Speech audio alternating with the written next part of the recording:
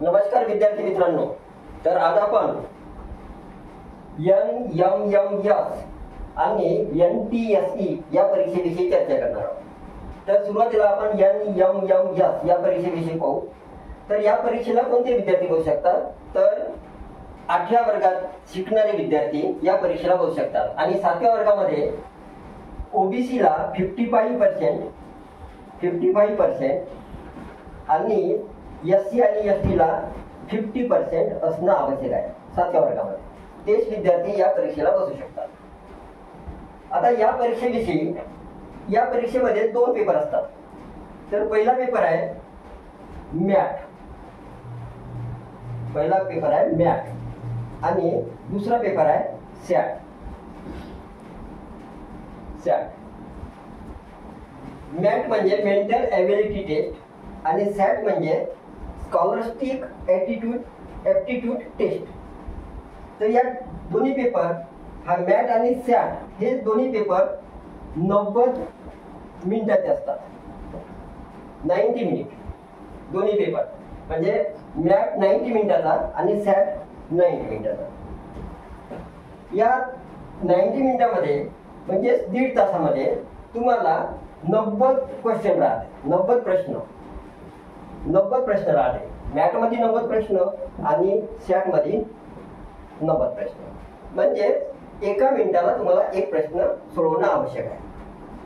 आता या मॅटमध्ये सिलेबस काय असते, अभ्यासक्रम काय? तर मॅटमध्ये राहते वर्बल आणि नॉन वर्बल. त्याच्यानंतर राहते रिझनिंग आणि क्रिटिकल थिंकिंग. अशा टाईपचे क्वेश्चन राहते. म्हणजे वर्बल, नॉन वर्बल आणि क्रिटिकल थिंकिंग आणि रिझनिंग. आणि सॅटमध्ये असते, सॅटमध्ये जनरल सायन्स आहे. जनरल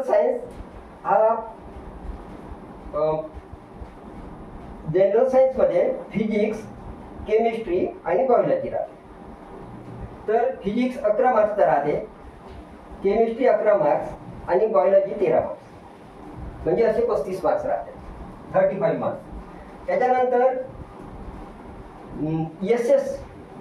एस म्हणजे सोशल सायन्समध्ये म्हणजे हिस्ट्री, जिओग्राफी आणि सिविक्स. तर हिस्ट्री, जिओग्राफी आणि सिविक्समध्ये हिस्ट्रीमध्ये 15 क्वेश्चन राहते, म्हणजे 15 मार्क्स. जिओग्राफीमध्ये 15 क्वेश्चन 15 मार्क्स आणि सिविक्समध्ये 5 क्वेश्चन 5 मार्क्स. आणि मॅथ्समध्ये 20 क्वेश्चन राहते आणि 20 मार्क्स. अशा पद्धतीने पेपर राहते.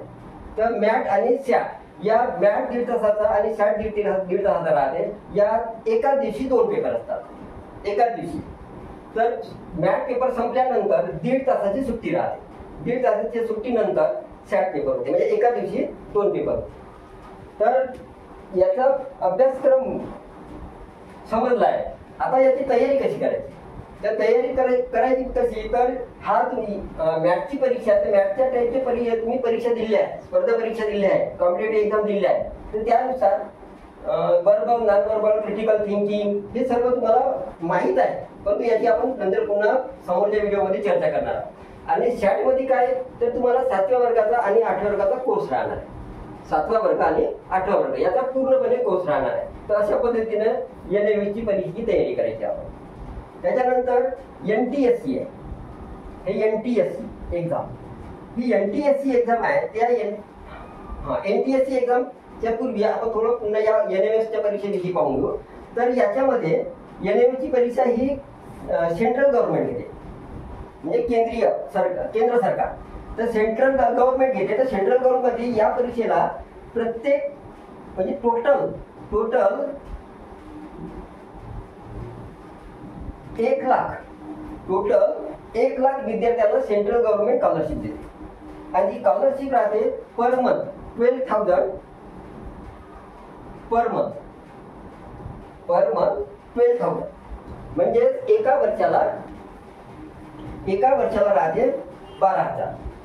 आता एका वर्षाला 12,000 म्हणजे ते तुम्हाला 4 वर्ष स्कॉलरशिप मिळेल. म्हणजे 8व्या वर्गात असताना तुम्ही परीक्षा देताय म्हणजे 9व्या वर्गातला मिळते, 10व्या वर्गाला, 11वीला आणि 12व्याला, म्हणजे 48,000 तुम्हाला स्कॉलरशिप मिळते 4 वर्षात. आता याच्यामध्ये सेंट्रल गव्हर्नमेंट म्हणजे 1,00,000 विद्यार्थ्यांना स्कॉलरशिप देते आणि त्याच्यापैकी आपल्या महाराष्ट्राचा कोटा आहे तो 11,682. आपला महाराष्ट्राचा कोटा 11,682 आहे, म्हणजे 11,682 विद्यार्थ्यांना आपल्या महाराष्ट्रामधून स्कॉलरशिप मिळणार आहे. 11,682 विद्यार्थ्यांना. आता ही स्कॉलरशिप 4 वर्षी मिळतात फक्त.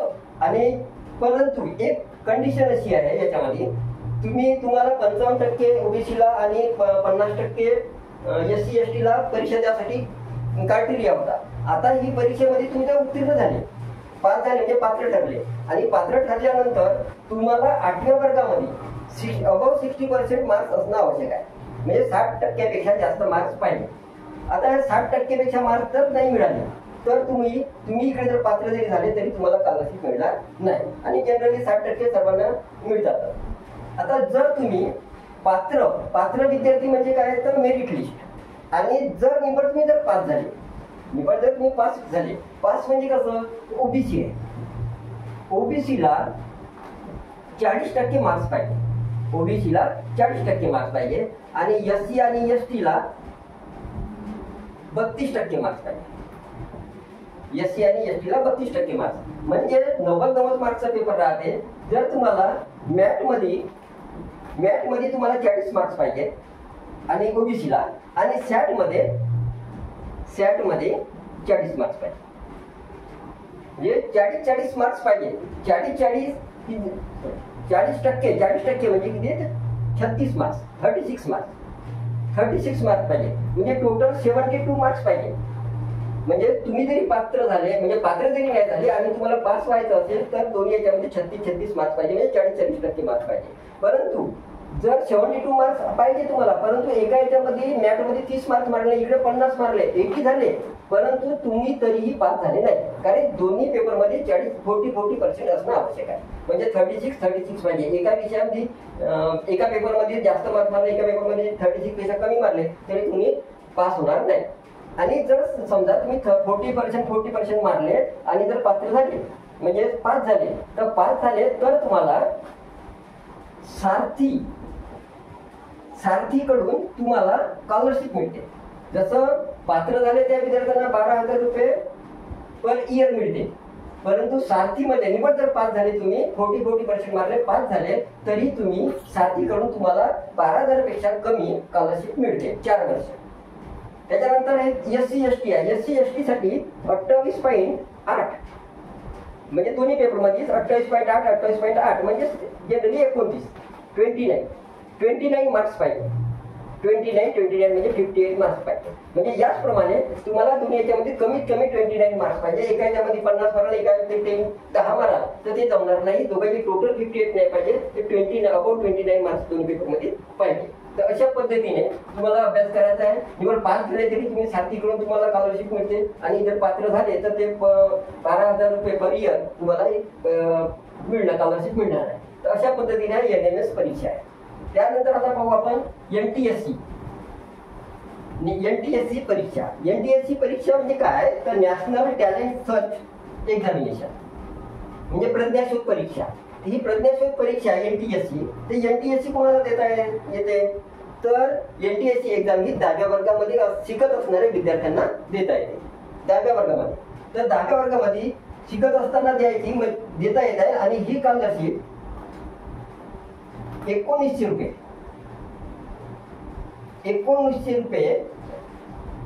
1350 रुपये पर मंथ, प्रत्येक महिन्याला 1350 रुपये स्कॉलरशिप मिळतात. जे पात्र झाले त्या विद्यार्थ्यांना 1350 रुपये. आणि ही स्कॉलरशिप तुम्हाला 11वीला, 12वीला, त्याच्यानंतर ग्रॅज्युएशन 3 वर्ष ग्रॅज्युएशनचे, त्याच्यानंतर पोस्ट ग्रॅज्युएशनचे, त्याच्यानंतर PhD, म्हणजे जोपर्यंत तुम्ही शिकत राहाल तोपर्यंत ही तुम्हाला स्कॉलरशिप मिळत राहील. परंतु तुम्हाला 11वी 12वीला 1350 रुपये पर मंथ मिळेल, आणि त्यानंतर ग्रॅज्युएशनला तुम्हाला 2,000 रुपये पर मंथ स्कॉलरशिप मिळेल. आणि त्याचप्रमाणे असं PhD वगैरे करायला जातं त्याच पद्धतीनं ती स्कॉलरशिप वाढत जाते. आता ही परीक्षा, या परीक्षेच्या 2 स्टेजेस आहेत. 2 स्टेजेस आहेत, स्टेज फर्स्ट आणि स्टेज सेकंड. 2 स्टेजेस आहेत. या 2 स्टेजेस मध्ये पहिल्या स्टेज मध्ये इथे पूर्ण आपल्या इंडियामधून सर्व विद्यार्थी बसतात आणि त्याच्यामधून सिलेक्ट करते 2000 विद्यार्थी असे सिलेक्ट करतात. आणि सिलेक्ट केल्यानंतर या पहिल्या स्टेज मधून जे 5 सिलेक्ट होतात म्हणजे क्वालिफाय होतात, ते क्वालिफाय झालेले विद्यार्थी स्टेज 2 ला जातात. आणि स्टेज 2 ला झाल्यानंतर मग इथं तुम्हाला स्कॉलरशिप मिळते.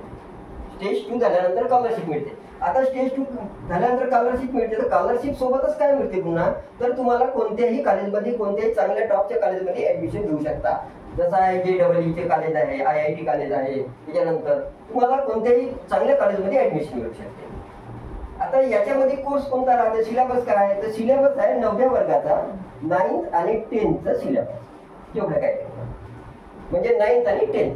तसं NMMS मध्ये होतं त्याच पद्धतीने एक राहते मॅट आणि सॅट. मॅट पेपर, मॅट आणि सॅट. तर इथे जे NMS प्रमाणे सिलेबस होतं त्याचप्रमाणे इथं NTSC ला सुद्धा सिलेबस आहे. तर अशा पद्धतीने हे NMS आणि NTSC परीक्षेच्या संबंधी चर्चा आपण इथं संपवतो. नमस्कार.